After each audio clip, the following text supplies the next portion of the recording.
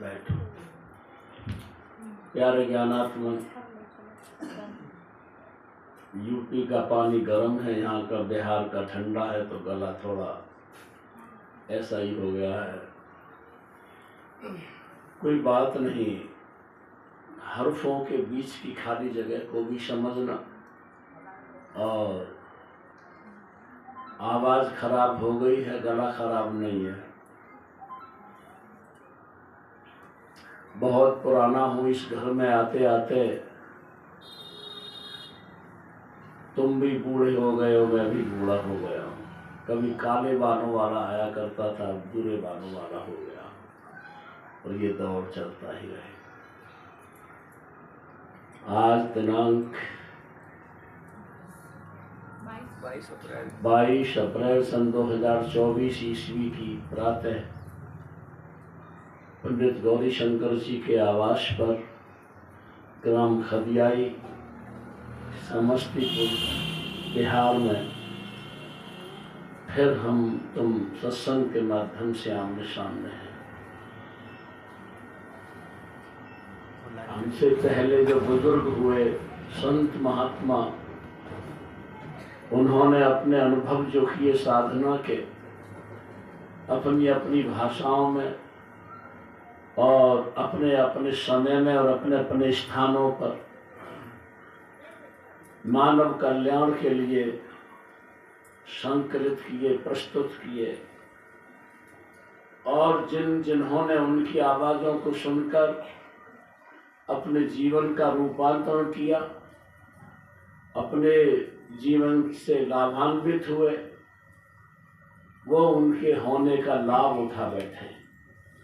और जिन लोगों ने संत महात्माओं की आवाज़ों को नहीं सुना, अपने विषयों में लिप्त रहे, अपने वही खाने में, पीने में, धन संचय करने में, पद प्रतिष्ठा पाने में, अपनी सांसारिक शक्ति जुटाने में और संसार के भोगों में लिप्त होने में, जिन्होंने उनकी बात को अनसुनी किया, वह नरक के गामी हुए, यों कहो कि आवागमन के चक्र के पात्र बने।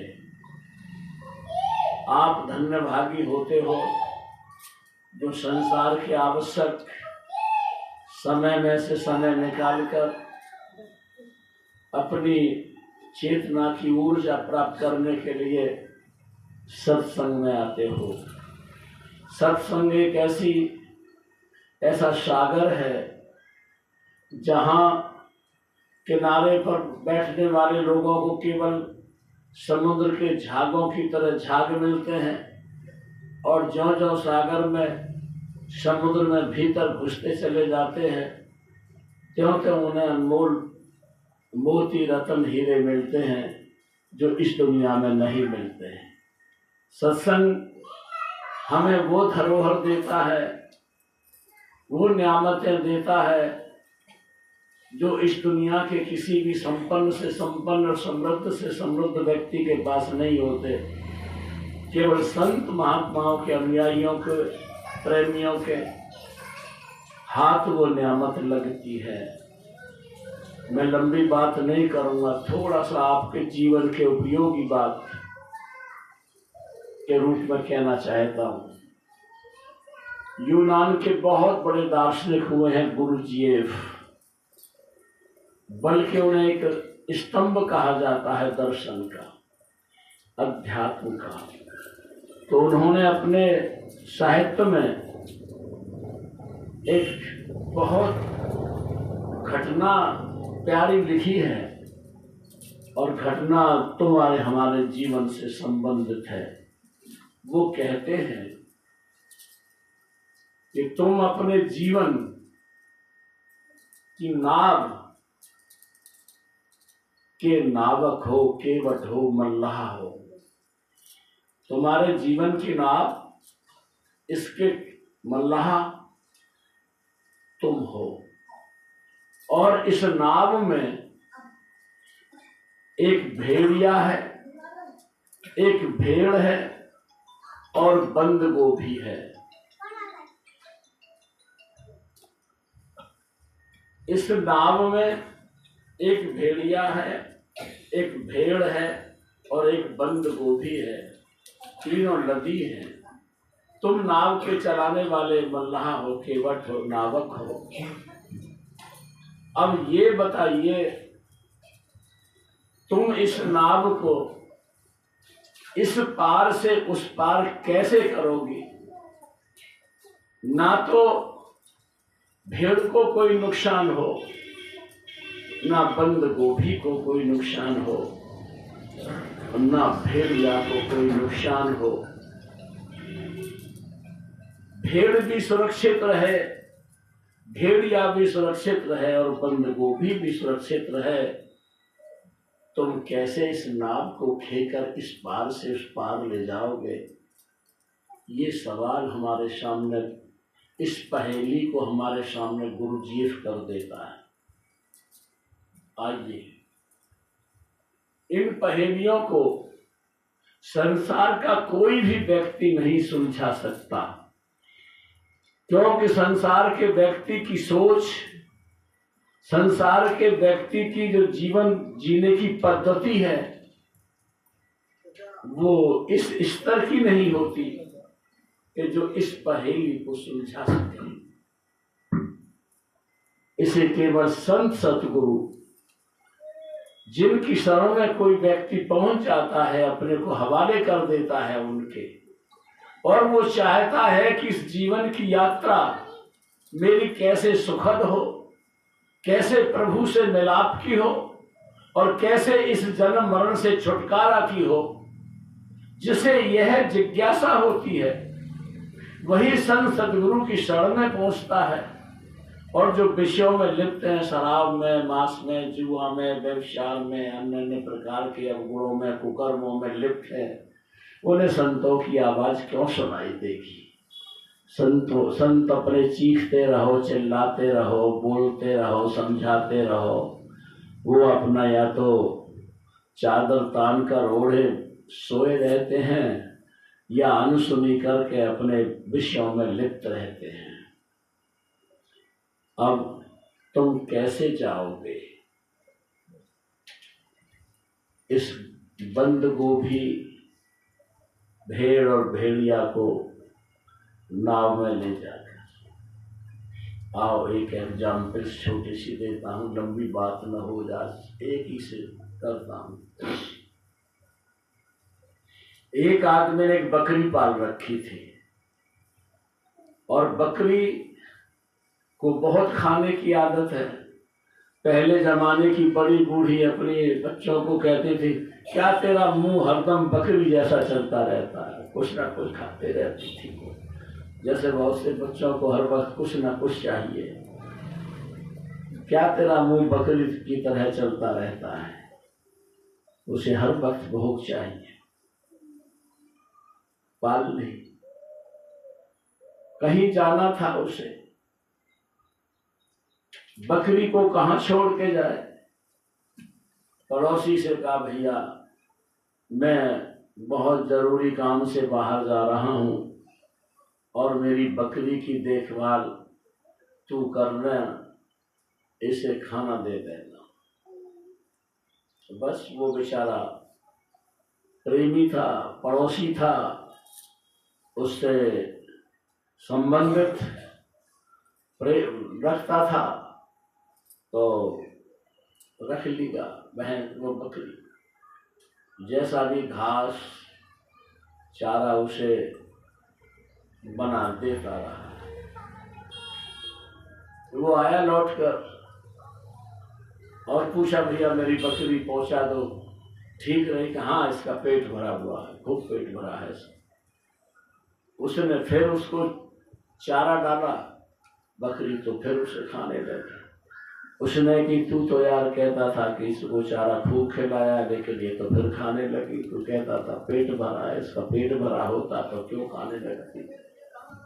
उसने कि भैया मैं तो इसी में लगा रहा, लेकिन इस बकरी का पेट नहीं भरा। खैर, अब वो बार बार जाता था अपने सारे संबंधियों को, कहता मेरी बकरी को भाई रख देना, तो जिसके पास भी भेजता बकरी को, फिर कहते हमने खूब खाना खिलाया इसे, लेकिन फिर वो रखता कुछ भी आगे, फिर खाना शुरू कर देती बकरी, उसका पेट नहीं भरता था। ये बकरी कोई और नहीं है, ये बकरी तुम्हारी आशाओं की, वासनाओं की, तृष्णाओं की, ऐशाओं की, कामनाओं की, जिज्ञासाओं की, आकांक्षाओं की बकरी है। तुम्हारी आशाओं की बकरी कभी, वासनाओं की बकरी कभी पेट नहीं भरती, चाहती रहती है, मांगती रहती है प्रतिपल नया नया नया नया,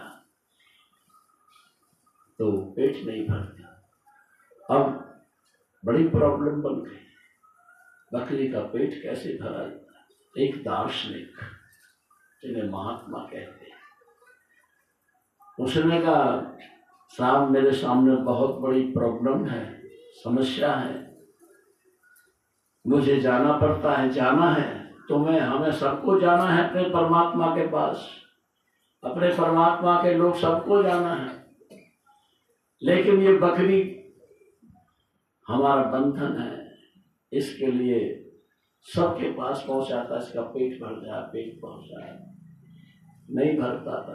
दार्शनिक का ठीक है, लाओ इसे हमारे यहाँ लाओ। दार्शनिक ले गए, बकरी के आगे उन्होंने चारा डाल दिया, लेकिन ज्यों ही बकरी चारे पे मुंह लगाती खाने के लिए, तो ही लचकनी कमची रखता था, वो कमची उसके मुंह पर मारता, कमची के भैसे मुंह को ऊपर उठा देती बकरी, फिर क्योंकि हरा हरा चारा दिखाई देता उसे जमीन पर अपने आगे पड़ा हुआ, फिर उसे खाने के लिए मुंह नीचे डालती, फिर वो कमची लगा देता। उसने इतनी कमचियां लगा दी उस बकरी को कि तो वो मुंह डालने के, चारा सामने पड़ा है लेकिन अपना मुंह डालने की हिम्मत नहीं करती थी कमची के वजह से। जब हिम्मत नहीं करती,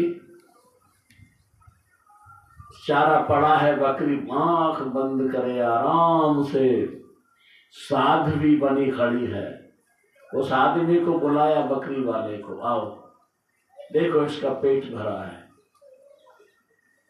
इसके सामने और तुम कुछ भी इसका प्रिय से प्रिय भोजन डालो इसके आगे। डालता था वो कमची वाला, बकरी मुंह नहीं डालती, बस कहा कि हाँ पेट भर गया इसका। चल, ये बकरी भेड़ बंद गोभी इसकी खुराक है और भेड़िया की भेड़ खुराक है, तीनों तुम्हारी नाव में है। भेड़िया कोई और नहीं, भेड़िया तुम्हारा मन है, भेड़ कोई और नहीं, भेड़ तुम्हारी इंद्रियां हैं, बंद गोभी कोई और नहीं, बंद गोभी ये भोग है, विषय भोग है। अब इन तीनों को अपने जीवन की नाव में भर के तुम्हें जाना है प्यारे। बस एक ही मंत्र, एक ही सूत्र सीख लो कि इन तीनों को इतना भयभीत कर दो कि जो एक दूसरे की तरफ न देखे। भेड़िया को लगा दो शब्द से, जब मन को शब्द से जोड़ दोगे, गुरु के वचन से, गुरु के शब्द से, ग्रेट नेम से, हॉली नेम से, सीक्रेट नेम से, और मन वहां टिका रहेगा। इंद्रियां मन के अभाव में निष्क्रिय रहेंगे, कुछ कर ही तो नहीं पाएंगी। पहले तुम्हारा मन जागरूक होता है, लालायित होता है, आकर्षित होता है किसी भी विषय के लिए, किसी भी भोग के लिए। जब तुम्हारा मन प्रबल हो जाता है तभी तुम्हारी इंद्रियां उसकी तरफ को बढ़ जाती है। तुम्हारा मन तय कर लेता है फला महेंद्र जी के दुकान की मिठाई बहुत स्वादिष्ट है, बस जब मन महेंद्र जी के दुकान की स्वादिष्ट मिठाई की ओर आकर्षित हो जाता है तो पैर भी चल पड़ते हैं महेंद्र जी की दुकान की तरफ को, पड़ोस में खड़े हो जाते हैं। फिर जिह्वा भी मुख भी कहना शुरू कर देता है मुझे मिठाई दे दो, फिर हाथ भी जेब में से पैसे निकालना शुरू कर देता ये नहीं हो, और आंखों को भी संतृप्ति होती है, कानों को भी संतृप्ति होती है। साहब इस मन को शब्द से जोड़ो, गुरु के शब्द से जोड़ो, गुरु के नाम से जोड़ो, गुरु के स्वरूप से जोड़ो, तो इंद्रियां भी सने सने उसकी ओर स्थिर होती जाएंगी। पहले स्थिर होंगी, फिर इंद्रियां सक्रिय हो जाएंगी, और भोग तो यहां पड़े ही रहेंगे। ये तो जड़ है, ये अपने आप उठ करके तुम तक नहीं पहुंचेंगे। चाहे खेतों में वनस्पति के रूप में है, चाहे किसी दुकानों पर, किसी भी दुकानों में किसी मिठाइयों के रूप में है, चाहे वस्त्रों के रूप में है, जेवरों के रूप में है, या अन्य प्रकार की उपलब्धियों के रूप में है, ये उठ करके तुम तक नहीं आएंगी। एक आदमी कहता था साहब क्या करें, आदत पड़ी हुई है शराब पीने की। अरे शराब तेरे मुंह में जबरदस्ती तो नहीं आ जाती, तू ही जाता है, पैसे देता है, लेता है, काटता है। तो बस मैं लंबी बात न करके तुमसे एक आग्रह यही करूंगा कि तुम जीवन के नाविक हो, मल्लाह, और कुशल मल्लाह अपने जीवन की नाव को परमात्मा के लोक तक, सतलोक तक, अनामी धाम तक, राष्ट्रीय मुकाम तक पहुंचाना है तुमको। और तुम्हारे साथ तुम्हारा मन भी होगा, तुम्हारी इंद्रियां भी होंगी, और तुम्हारे सामने सारे संसार के भोग भी होंगे। लेकिन इनको इतना भयभीत कर दो कि ये तुम्हें विचलित न कर सकें, और आराम से तुम्हारी नाव को बह जाने दें, बढ़ जाने दें। हमने कहीं लिखा है, तुम संसार में आ गए हो, जन्म ले लिया है, तुम्हारे सौभाग्य थे जो अच्छे घर, अच्छे माँ बाप के गर्भ में तुमने जन्म ले लिया है। जो हिंसक, बुरे, खूनी नादिर शाह, सिकंदर, चंगेज खान, हिटलर, नेपोलियन जैसे खूंखार बुरे लोग इस दुनिया में आए, उनको माता पिताओं के गर्भ मुश्किल से मिले। लेकिन जब तुम अच्छे होते हो, नेक आत्माएं होती हैं, उनको माता पिताओं के गर्भ नेक मिलते हैं।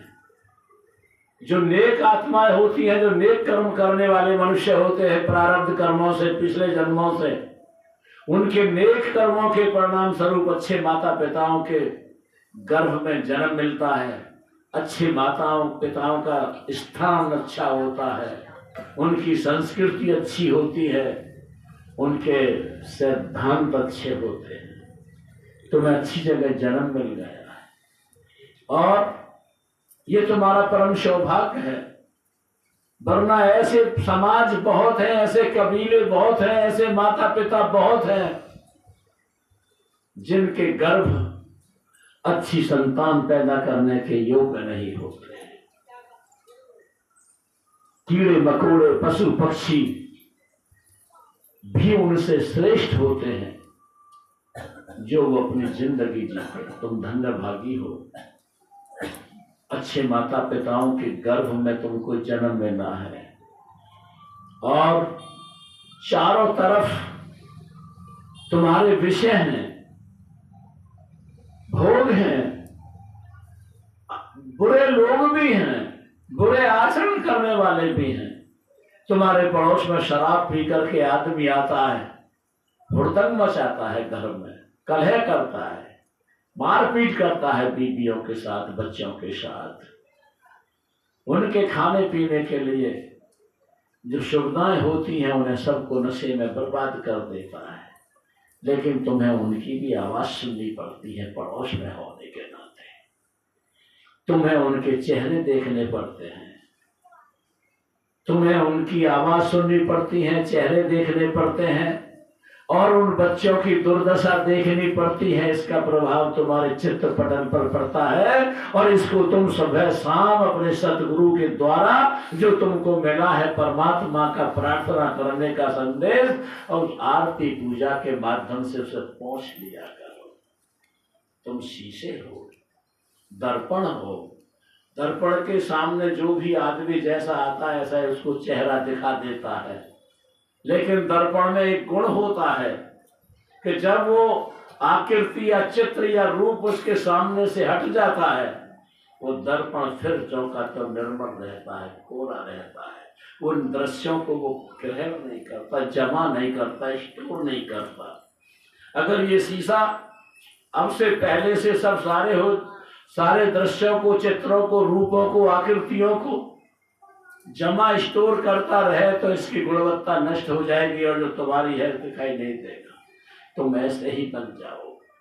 शाम सुबह बैठ करके अपने घर सतगुरु ने जो तुमको आरती विनती बताई है, आरती विनती के माध्यम से इस दर्पण को साफ कर लिया करो, पोंछ लिया करो। सुबह से शाम तक जो इस पर धूल के कण जम गए हैं, उनकी सतह जम गई है, ये तो पोंछ लिया करो आरती विनती के भजन के द्वारा, ध्यान के द्वारा। और जो का क्यों गुणवत्ता दर्पण की चमकती है। बस यही तो तुम्हारी जिंदगी सबसे बढ़िया सूत्र है। निर्मल रहो, गुणवत्ता को प्रकट करते रहो, निखारते रहो। इस पर संसार के धूल कण जमा मत होने दो, और जो तुम्हारे पड़ोस में जो कुछ हो रहा है उसकी अनसुनी करते रहो, अनदेखी करते रहो, और तुम सतगुरु के लोक की तरफ को आगे बढ़ते रहो। बस यही सत्संग की प्रेरणा है, उपदेशना है, और यही तुम्हारे आज के मनुष्य के जीवन की जरूरत है, और यही संतों की धरोहर तुम्हारे हमारे बीच में है। राधा